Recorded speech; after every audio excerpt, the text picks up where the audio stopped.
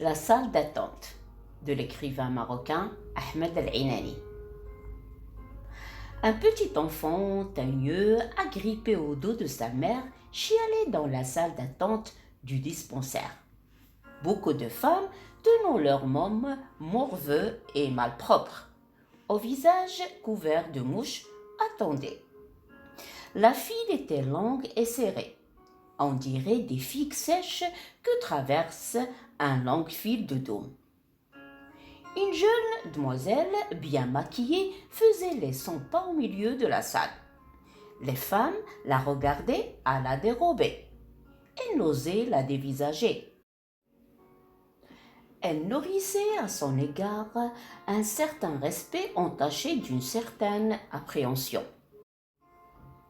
Elle parle taromite, disait l'une d'elles.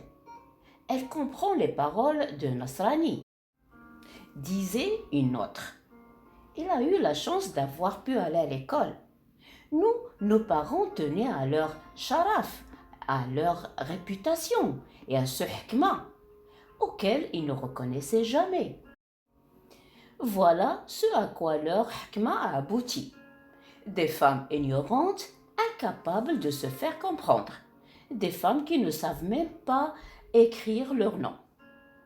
Des femmes bonnes à rien. Un enfant fixa le visage de l'infirmière, puis regarda longtemps le visage éteint de sa mère. Il braqua ensuite le même regard scrutateur sur les visages des autres femmes. Ils étaient tous sans fard, moins jolis, mais plus naturels. On y décelait une certaine amertume. L'infirmière continuait son va-et-vient nonchalamment, les mains dans les poches profondes de sa bouche blanche. Les cris du petit enfant teigneux redoublant d'intensité au fur et à mesure que les mouches s'entassaient sur sa tête. Elle le tracassait, ces bestioles que sa mère chassait en vain et qui revenaient à l'attaque avec plus d'obstination. La mère, voyant que les mouches s'acharnaient sur la petite tête teigneuse de son fils, que celui-ci gênait les femmes qui attendaient leur tour et gênait surtout l'infirmière. De ces cris, la mère décida de sortir un moment de la salle d'attente afin de semer les mouches d'or. C'est alors qu'un vieillard entra au dispensaire.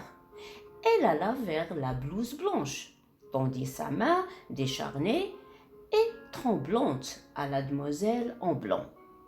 Cette menotte resta suspendue, comme l'est le temps dans cette salle d'attente, dans le vide. L'infirmière refusait tout contact avec la vieillesse. Elle redoutait, semblait-il, la mort que ce vieillard contenait. Mort imminente, lugubre et atroce. Elle se plaisait dans sa jeunesse fardée et était satisfaite d'elle-même et de ce que les gens aient besoin d'elle. Mais elle ne savait pas répondre aux besoins de ces gens. La couleur de sa blouse ne concorde point avec celle de son cœur, dit-on. J'ai du mal à dormir, ma petite. J'ai 75 ans et je n'ai jamais été à l'hôpital.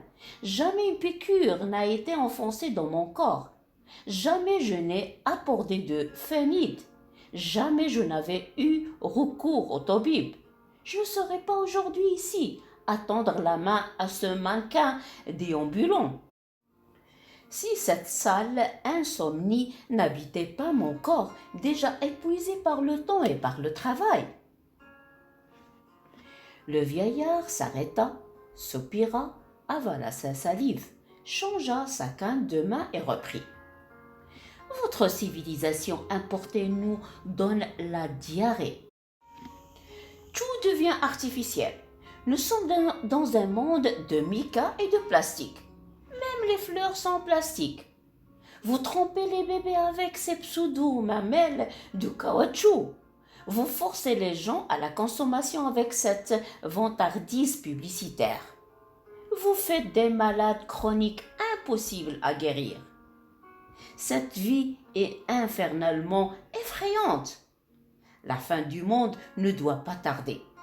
Elle n'est pas en mesure de vous procurer la tranquillité et le bien-être voulus. Cette civilisation adoptive. Votre civilisation patarde vous tourmente, vous aliène et enferme chacun de vous dans une cellule d'orgueil, d'égoïsme et de vanité. Vous vous cramponnez à ce semblant de civilisation qui vous avilit, abruti et absourdi. Vous êtes perdu. L'air est infect. La santé est en agonie. La médecine chancelle. Et malgré le nombre toujours croissant d'hôpitaux et de dispensaires, on n'arrive pas à les guérir tous. Après avoir chassé les mouches, la dame à l'enfant teigneux regagna la salle d'attente.